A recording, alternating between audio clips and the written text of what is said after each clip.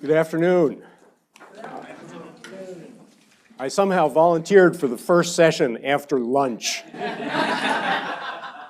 So I'm supposed to keep you all awake. So towards that aim to inform, edify, and keep you awake, we're going to do a first ever function here for History Camp.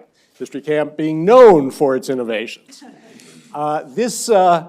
The title of my talk refers to a book in progress, Ill-Fated Frontier, that's due to be published and available in bookstores in the year 2020. Since I am still writing it, and the publisher is very interested that I deliver it on time, there are some aspects to how I present this non-fiction story that I'm making some choices about.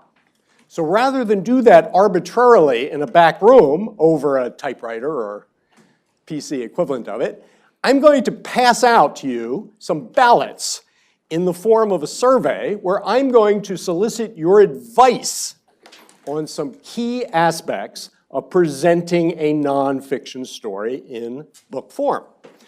So towards that end, my sister, Elizabeth Foreman, who is till recently a teacher at Boston Latin School, has agreed to assist me. So we're going to pass out these survey forms. And I want you to just have them handy because the cast of characters is a large. That's one of my challenges, too large. So you could use this as a dance card to follow some of the things that I'll be talking about. And then we'll ask you to answer the questions towards the end of the presentation and collect them. And if there's any time left over, we will let there be light. Yes, and there was light. We'll have a question and answer.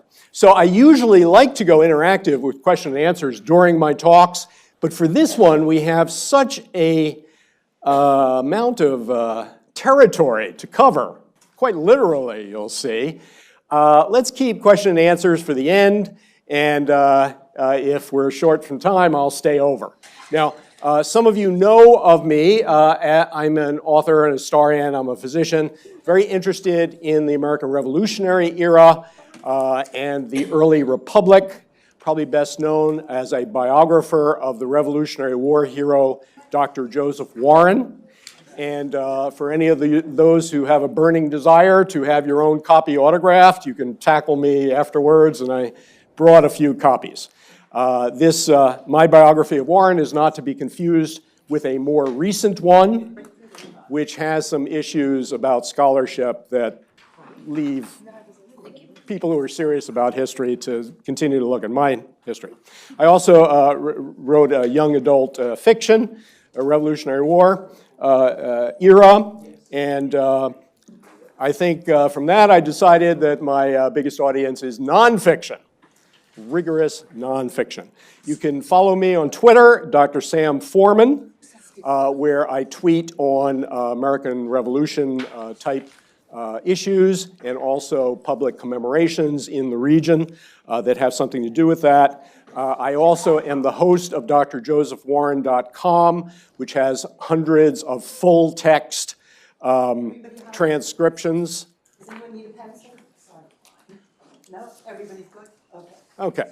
So if later on, when you're actually filling out this form, you decide you need a pencil or something like that, the other Dr. Foreman will help you out. So at any rate, here's the aims for today. So Ill-Fated Frontier is actually the recovery of a history of the Western frontier in the Revolutionary era, late Revolutionary era, that has been published before. And I'll tell you a little bit about it and while I would want to retell this story. So I'm going to step back a little bit and talk about, as an author, some aspects of writing a nonfiction history aimed not at an academic audience, but for a general audience. What are some of those considerations? We distributed the survey form, and then I'm going to run through the story, at least in outline. And that's where the geography comes. We're going to go over the personalities and the main events, and then I'm going to solicit your opinions. The form of the survey looks like a test, but it's not a test. This is history camp. It can't be a test. But it is a survey form, or like a focus group, where you're advising on how this story should be related in book form. So let me tell you how I got interested in this. I ran into a very enthusiastic reader of my Warren biography who had very nice things to say. And she said, I see you were born and raised in Philadelphia. You must be related to the Revolutionary era Foremans of Philadelphia and New Jersey. And I said, no, I never heard of anybody like that. She said, you must be. So it went back and forth, and it got kind of amusing. You know, how could you be so sure that you have nothing to do with these people? I said, you know, you're talking about people who were in the Revolutionary War, and you know, if I could qualify as the Jewish, you know, sons of Ellis Island or something like that, but I don't have anything to do with the Revolutionary War. But nevertheless, she gave me a copy of a published version of this diary of a group that went down the Ohio and Mississippi River in 1789, 1790. And I read it, and I was spellbound by it. It's about 60 pages long. It's not terribly long, but it's very dense. It's a first-hand narrative of a pioneer journey of this time frame and of this sort. And as such, it's very rare. There's only about 2 or 3 known.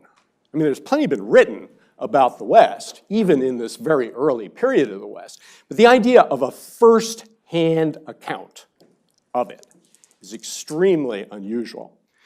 And it was written by Samuel S. Forman, and I'm Samuel A. Forman, so there's going to be a lot of confusion there. And it really got my attention. I'm going to tell you the story, and maybe I'm the only one who was fascinated by this, but I was taken aback, like, did this really happen? And I just couldn't believe what I was reading. So why? Now, the reason why it was published before was antiquarians, or really disciplined historians of the 19th century, recognized the unique aspect of this travel account. Lyman Draper is the founder of the Wisconsin Historical Society, and he was an inveterate collector of Westernalia. And he encountered this manuscript in the, I think, 1880s, and he immediately recognized it as something important. Now, one of the downsides of it, it was actually written decades after the events that it describes. But it has very specific recollections of people and personalities and incidents and things like that that Samuel S. Forman recalled and was written down 50, 60 years after the fact. So Lyman Draper checked out everything, every name and place and incident that he could possibly verify from independent sources, was able to verify at least 95% of them being correct, which lends credence to the value of the narrative. And again, he made sure it was published, but also to the events it describes where it is the only source. So I determined that I was going to retell this story. And in so doing, putting in its context of more recent scholarship that touches on this era and adds some perspectives that Samuel S. Forman did not share in the 19th century. So, what does it mean to write popular history on a scholarly base? Scholarly base to me means that everything in this story be true, nonfiction, have primary sources to back it up, and to be shown in footnotes and endnotes. But by popular, you want to tell a story that's engaging, that has a balance between amusing and engaging, and the scholarship is there, but it shouldn't get in the way. Like one of the most, I think, important kind of compliments that could be paid to popular nonfiction is that it reads like a novel. And what does that mean exactly? So I was familiar with and actually specifically visited some, recent bestsellers of popular nonfiction in recent years, and with an idea to the mechanics of what does that mean?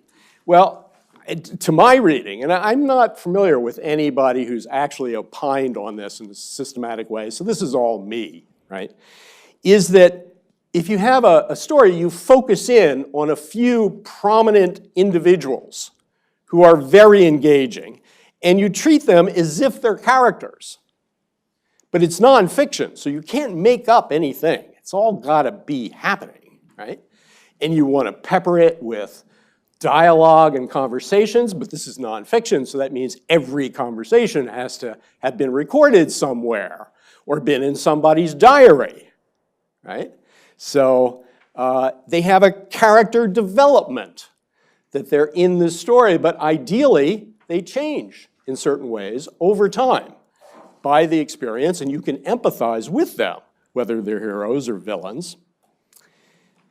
Visuals are important. Maybe this is a sign of our times, but if you write about somebody and you don't have a picture of them, it's like a real downer. We're a real visual society. People like to have their pictures. So, I mean, you could make, historical reconstructions, but if you have the real thing, real period visuals of these people, it's a huge plus for popular history. If you're dealing with figures who are not well known, if they anchor to people who are well known in certain of the interactions, that gives your readers a certain comfort and maybe even enthusiasm to understand your main characters better. So my read of popular nonfiction is that you want a propulsive main narrative. Someone says, "Fine, that's like a novel." And for those who are probably mostly history nerds, you want to know, where did that come from? Is that possibly true? Go to the endnotes, go to the footnotes, I'll show it.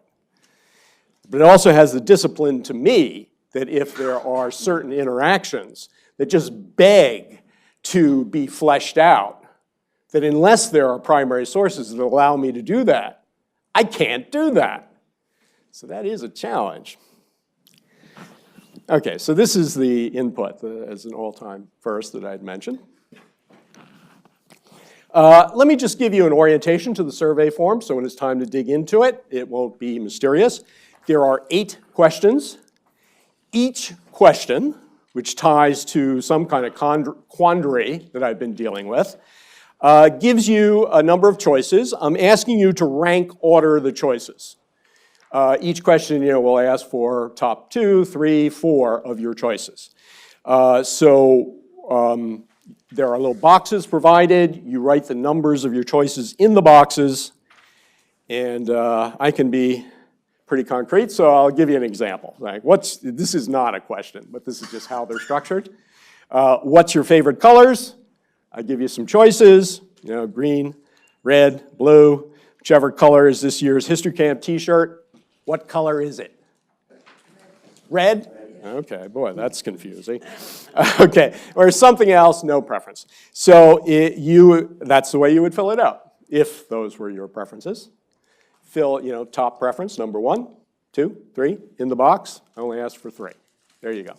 So I'm gonna ask you to do that towards the end of the lecture. Okay, so let's go on this trip. What is this ill-fated frontier?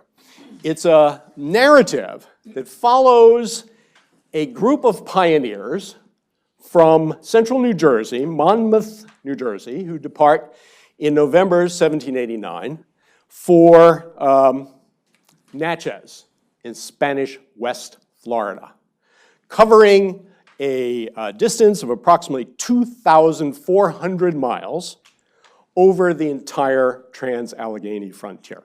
One of the things that first struck me was that the places being talked about, I didn't even much recognize where they were, because there are modern names versus old names. Now, I've already decided to predominantly use modern names, so you have some notion as to where these places were.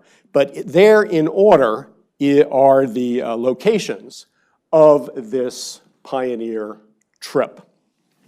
And basically, they are leaving the then current United States. But let me take a little bit more about unfamiliarity of the geography of this. The first thing I did was look at a map. And the territory being covered, this is a cover of a New Yorker magazine from 1976. And it was, I guess, put as a joke at the time. It's like a map of the United States. In the foreground, it has Manhattan. And then looking west, as our pioneers did, there's a Pacific Ocean there somewhere, and there's pretty much nothing in between. It's flyover territory. In 1976, this was a joke. It still is. I think it's one of the most popular New Yorker magazine covers around. They reproduce them. You buy these things, right? But in light of the 2016 election, you might want to revisit the mindset behind this and maybe take it a little bit more seriously. So at any rate, how about a real map? Map of the United States after the Treaty of Paris, the peace with Great Britain, ending the Revolutionary War. What does the United States look like? This is an official map. This one was published in London, but it was distributed here in the United States, and it shows the United States at that time. Looks very neat. The situation on the ground was less than neat during that time frame. Actually, in the Northwest Territory, the British did not give up all their forts. They said that the restitution of loyalist landholders was incomplete as required by the Treaty of Paris, and they weren't going to vacate the Northwest Territory entirely until it was. So Fort Detroit, Fort Mackinac, and other forts in the Great Lakes continued to be held by the British. Not only that, if you ask the Indians on the ground, the Delaware tribe and the Miami tribe and the Shawnee tribe, whose territory that was, they did not recognize the United States, and they didn't recognize Britain's right to cede their territory to the United States. They were perfectly willing, though, to continue trading with the British for guns and furs and things like that from the British outposts. Now, you go down the Mississippi, you've got the Spanish down here in what they called Spanish West Florida, which Spain had conquered from the British late in the Revolutionary War as allies of the United States, the Battle of Pensacola. And now they laid claim to this area, but the Indians around there may not have agreed either that these borderlands belonged to either the Spanish or the Americans. So that is the reality on the ground in the 1780s. Here's a map that maybe is a little bit more interpretive, but even this is aspirational. It has this Spanish territory as being very neat. The borders of that, in fact, were very indistinct. Here's North Carolina claiming territory all the way to the Mississippi. This is modern Tennessee. Virginia, as a state, still had a territory that we would now call West Virginia and Kentucky. The main direction of these pioneers are from Monmouth in central New Jersey, across Pennsylvania to Lancaster, to Fort Pitt, where they get rid of their wagon train and get on flatboats, float the entire Ohio River, Fort Wheeling, Marietta, Cincinnati, Louisville, etc., down to the future Memphis, what we would call Vicksburg, and then to Natchez in the Spanish West Florida. Okay, So here's where this mini story starts. It starts with a conversation between General Black David Foreman. That's a nickname. He got that nickname as the terror to the New Jersey Loyalists. He's involved in extrajudicial executions of Loyalists. He was George Washington's eyes and ears in the late Revolutionary War guerrilla campaigns of northern New Jersey. He never actually served as a general. He was appointed as a Continental General in 1778, but the Continental Army got reorganized before he ever took command of troops, so he never actually was a general. But he was a legend in his own mind, so he insisted that everybody call him general. His pictures are in the Continental General's uniform, and everybody, in fact, did call him general and thought of him that way. He was a very imposing guy. And there is a picture of him on the right with this sort of raised eyebrows, suspicious of people. Not a warm and fuzzy character, I would say. So he had a proposition. He didn't like the world of New Jersey in the post-revolutionary period. He felt that his achievements in the world were not being properly recognized. And he was a plantation owner in the Monmouth County. And so he called in his young cousin, Samuel S. Forman, who was too young to have participated in the Revolutionary War and looked up to his many relatives who had been veterans of almost any battle that you could imagine. And he would revel in telling their stories, and he kind of deferred to these people who were just a little bit older than he and were Revolutionary War veterans. He was making a mark in some trading as a clerk in a counting house in New York City, had a penchant for business. He went as a business agent, or what they call supercargo, about age 20, on a shipment of grain down to Charleston, South Carolina. So he was known in the family as being kind of a bright young fella, bushy-tailed. So General Foreman calls him in and says, "I've got a proposition for you," in so many words. I'm paraphrasing. We do have some of the exact conversation, actually. And he said, "I have determined to send my older brother Ezekiel down to Spanish West Florida because I have spoken to the Spanish envoy to the United States, who was then resident in New York, and have a couple of 1,000-acre land grant in Natchez, Spanish West Florida, free for the taking. The only requirement is we have to settle there and put it under cultivation. The first year's crops, tobacco, will be guaranteed to be sold in New Orleans into the Spanish international trade for hard money at good prices. So I'm going to send Ezekiel, and I'm going to send my sidekick from the Revolutionary War, Benajah Osman, to go there with my 60 slaves. Not 60. You're going to go there and you're going to settle it, and I'll pay you 100 pounds to do this. Payable when you come back. So Samuel S. Forman was intrigued, and he signed up.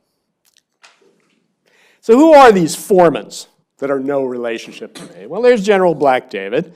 There's his wife, Anna Marsh, whom he considers crazy for reasons that are unclear, despite the fact that he's having babies with her during this time frame. His favorite is Sarah Forman, the eldest daughter. Very unusual in this time frame. He favors her in everything. I got to think of her as Ivanka or something. She's very beautiful, blonde. And the general favors her in everything. And his future son-in-law, William G. Foreman, who now Sarah and William G. are first cousins. And that's one way not to have to change your name when you get married if you marry your first cousin. Ezekiel Foreman, he's the older brother. He's going to have the slaves lent to him and actually go on this trip. No image. His wife, Margaret Foreman, Benajah Osman is the plantation overseer in Monmouth and former flunky of the general during the war. And amongst these 60 slaves, I know just a couple of their names. This is a challenge. There's Jenny, or Mammy Jenny, is the head enslaved person of General Foreman's household. And then there are just two people identified as two disaffected fellows. And they come into the story soon enough. Now, just before they depart, General Foreman was very deliberate about this.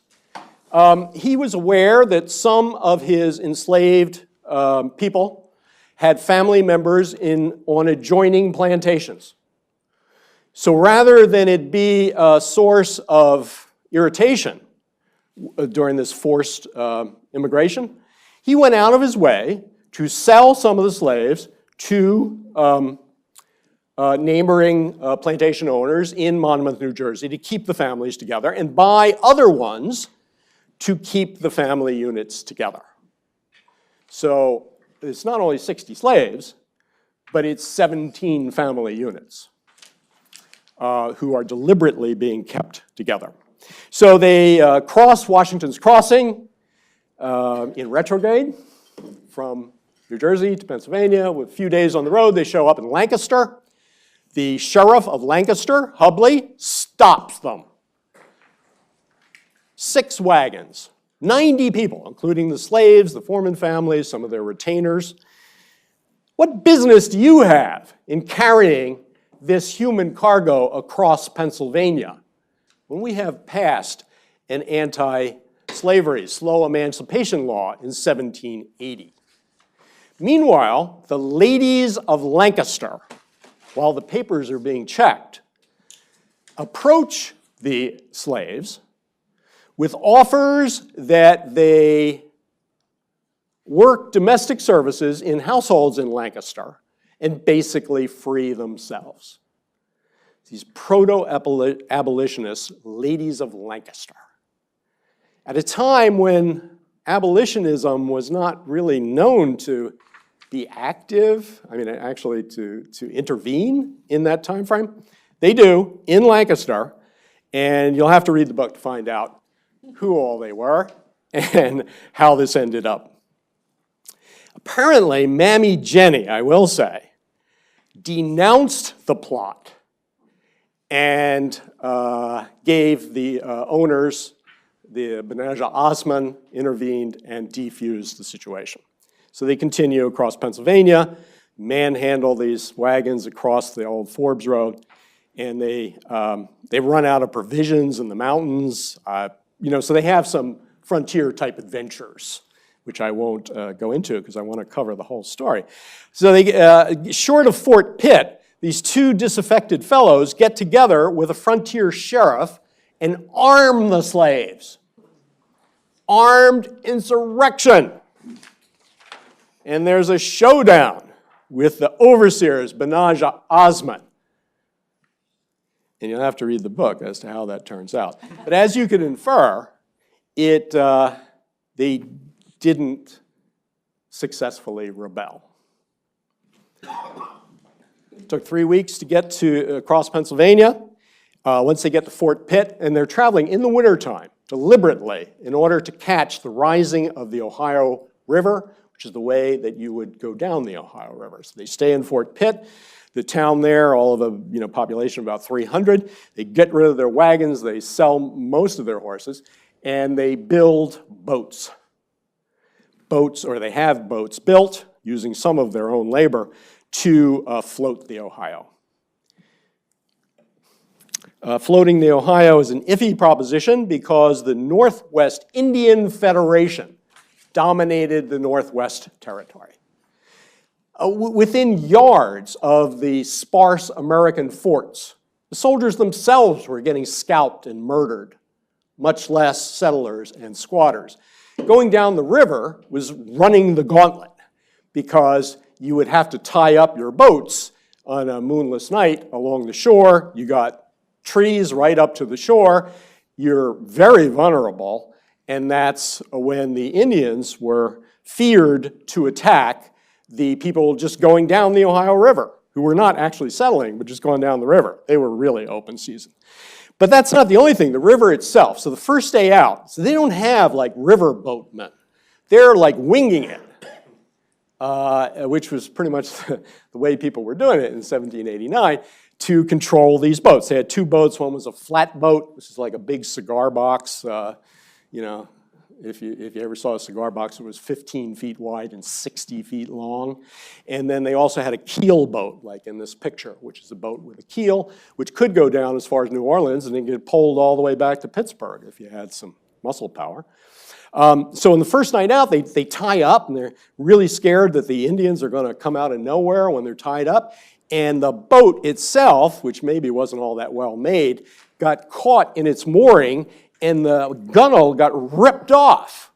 This is at night, pitch black, no lanterns because they're afraid the Indians are going to see them. One of the slave boys goes overboard, or so they think. And in that time, probably seconds, I think Samuel S. Forman, who is enabling the slave enterprise, shows his chops. Does he jump in the water and save the boy and possibly drown himself? There are no lights. Does he have the lights come on and invite the Indians? The enslaved boy's family is there, wailing, being shushed so they don't attract the Indians. Have to read the book to find out what happens. Samuel S. Forman gets in the spotlight on that one. So they visit the Americans at Marietta, Ohio, which is one of the early fortified places. They run into a Massachusetts guy, Winthrop Sergeant, who simultaneously is a primary member of the Ohio Company. He sold more shares in the Ohio Company, land speculators, than anybody else. But he's also a surveyor for the government, taking the Indian lands. This is the one thing the Indians hate more than anything else, and lining them up, chopping them up into saleable lots. He's one of them. He's there. He's a dour person. He's a Harvard graduate. He has some very wonderful view of what the West as an experience could do for humankind. But the actual people, the settlers he runs into, he's very condescending towards, and they're dirty, and he sounds like somebody from Harvard Yard, basically, some bad type stereotype of that. And he has extensive writings. Maybe he had a little bit of a smile because his wife was pregnant, was about to give birth. So they go on down the river. The Confederacy has the upper hand. One of the preferred tactics of the Indians during that time, this is further down the river from Marietta, a little bit further than Cincinnati, was to take a Caucasian person and set them up on the shore to yell and scream in distress. The Indians are going to kill me, things like that. And lure the boats off the river to come and tie up to save the person. But in fact, the person was allied with the Indians and would attack the boats.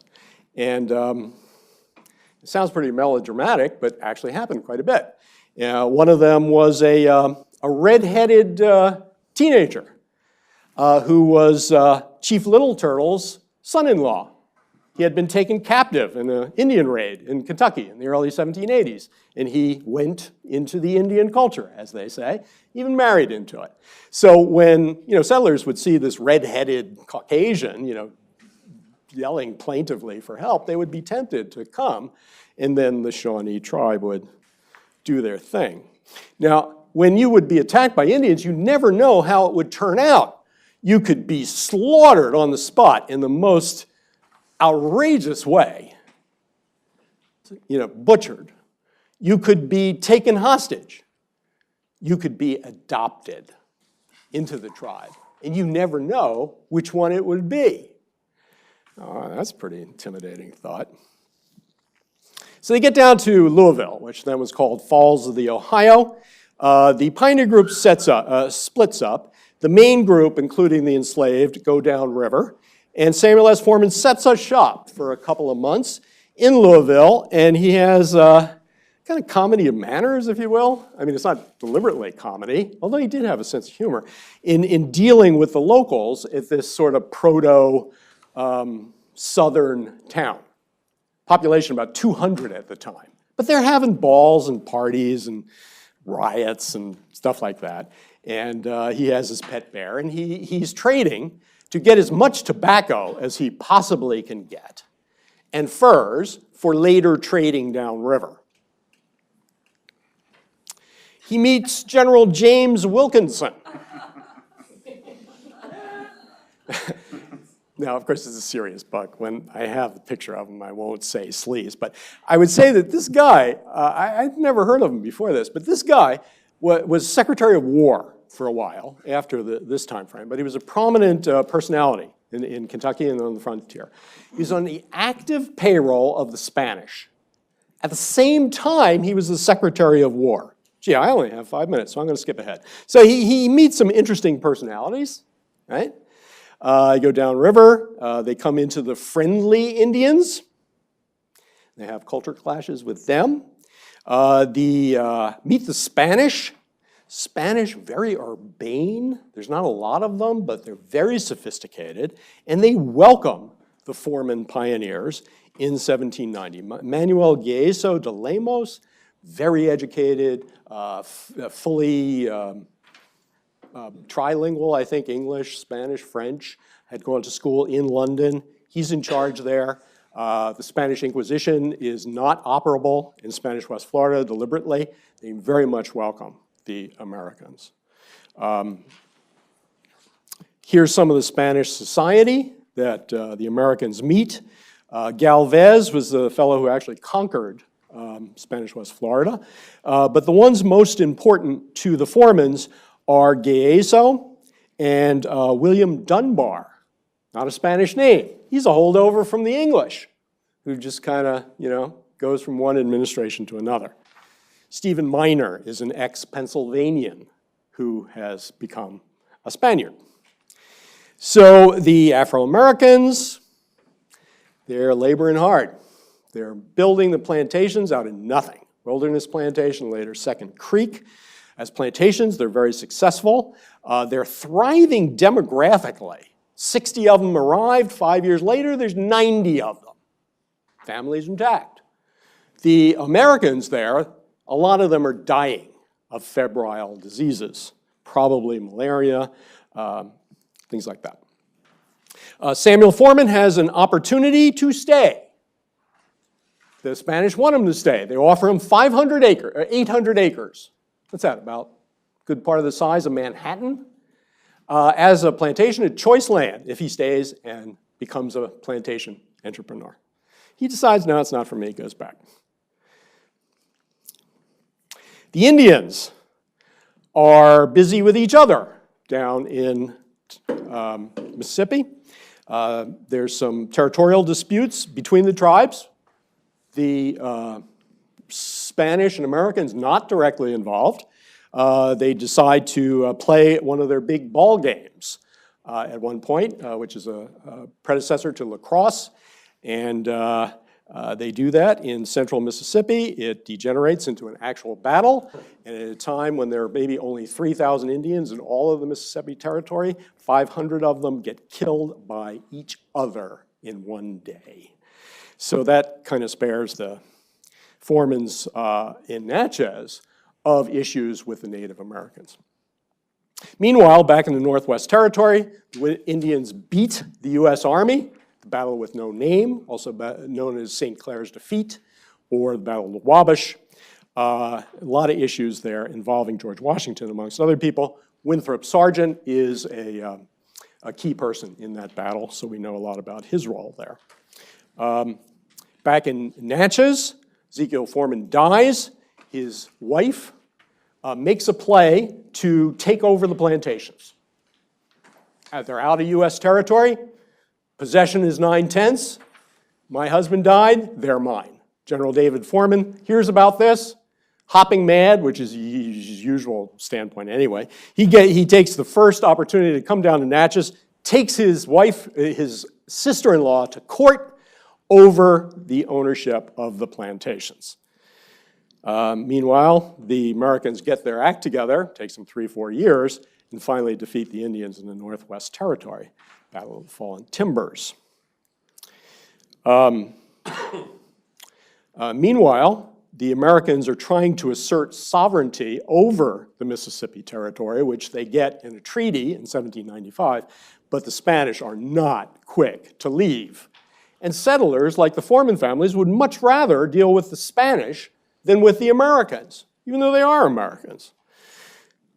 Okay, so General David Foreman wins over his sister-in-law, but he's so upset, he has a stroke in Natchez. He's in poor health. He determines to come back to New Jersey to spend his last years. He has quite an adventure trying to get back. It involves privateers. He runs into Lord Dunmore in Bermuda, which would be the worst nightmare for someone who has the reputation of being the terror of the Loyalists. And he dies, and he eventually gets back to New Jersey, but he's pickled in a barrel of rum. Meanwhile, George Washington receives the Indian leaders with honors, including some of the defeated ones in Philadelphia. And there are set-piece meetings with speeches that are very impressive. And George Washington, instead of going into some possible genocidal kind of rage against the Indians, which some people were advocating at the time, instead treats them as sovereign nations and listens to them with dignity.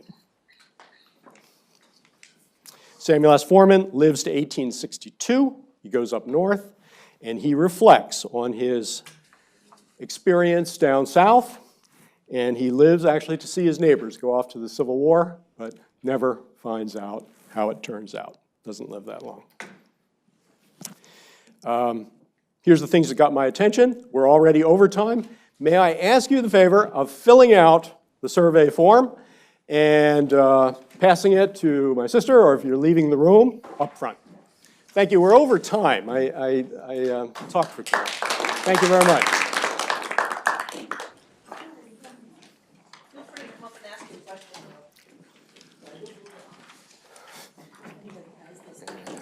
That was maybe a little bit too ambitious for. I know, but it was like too much. That's the issue. Yeah.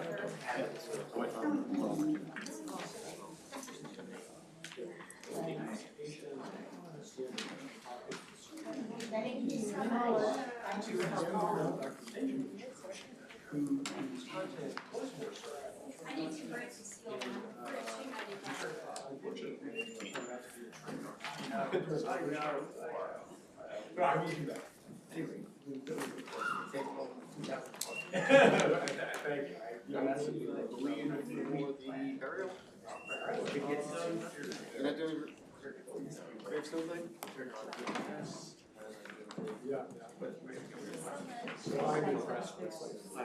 Oh, yeah, but I'm just a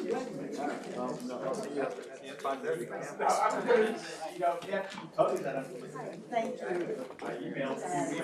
No, it's probably not. It's me. You guys are organized. Oh, yeah.